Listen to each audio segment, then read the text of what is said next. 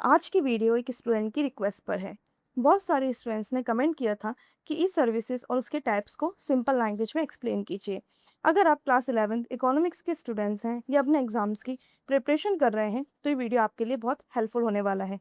तो चलिए शुरू करते हैं। Hello everyone, welcome back to study with Niharika. सबसे पहले बात करते हैं व्हाट आर ई सर्विसेज।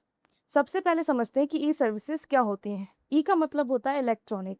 जो सर्विसेज इंटरनेट या डिजिटल टेक्नोलॉजी के थ्रू प्रोवाइड की जाती हैं उन्हें ई सर्विसेज कहते हैं। सिंपल लैंग्वेज में जो सर्विसेज हम ऑनलाइन यूज़ करते हैं उन्हें ई सर्विसेज कहा जाता है, जैसे online shopping, online banking, online payment या ऑनलाइन लर्निंग। आज के डिजिटल वर्ल्ड में लगभग हर काम ऑनलाइन हो रहा है, इसलिए ई सर्विसेज का यूज़ भी बहुत बढ़ गया है। अब बात करते हैं कुछ टाइप्स ऑफ ई सर्विसेज। सबसे पहले ई शॉपिंग। सबसे पहला टाइप है ई शॉपिंग का।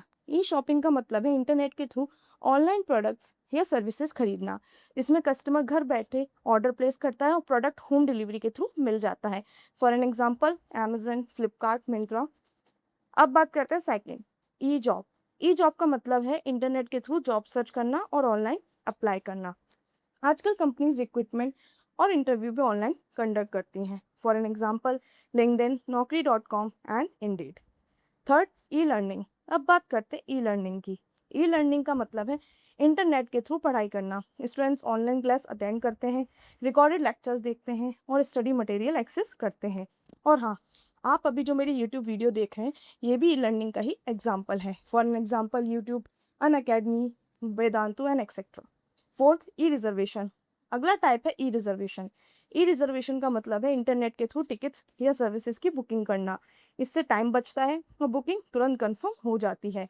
For an example train ticket, flight ticket, hotel booking and movie ticket. Fifth, E payment. अब बात करते हैं ई पेमेंट की। ई पेमेंट का मतलब है कैश के बिना डिजिटली पेमेंट करना। इसमें UPI, debit card, credit card या मोबाइल वॉलेट का यूज़ किया जाता है। आजकल हम क्यूआर कोड स्कैन करके भी पेमेंट कर देते हैं। फॉर एन एग्जांपल गूगल पे, फोन पे और पेटीएम। सिक्स, ई बैंकिंग। लास्ट टाइप है ई banking.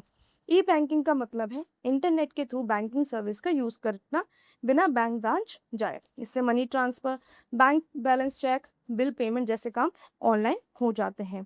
For an example net banking और मोबाइल बैंकिंग। अब बात करते हैं एडवांटेजेस क्या हैं सर्विसेज के।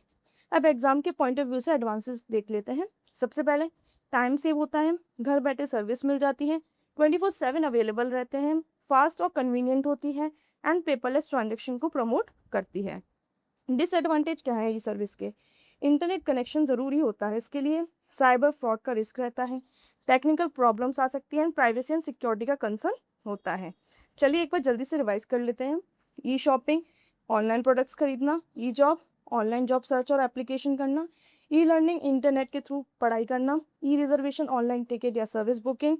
ई payment, digital payment without cash. And E banking, online banking services. तो फ्रेंड्स, आज हमने ई सर्विसेज और उसके सारे इंपॉर्टेंट टाइप्स बहुत ही सिंपल लैंग्वेज में समझे। अगर आपको वीडियो हेल्पफुल लगा हो तो लाइक करें एंड फ्रेंड्स के साथ शेयर करें and don't forget to subscribe study with Niharika.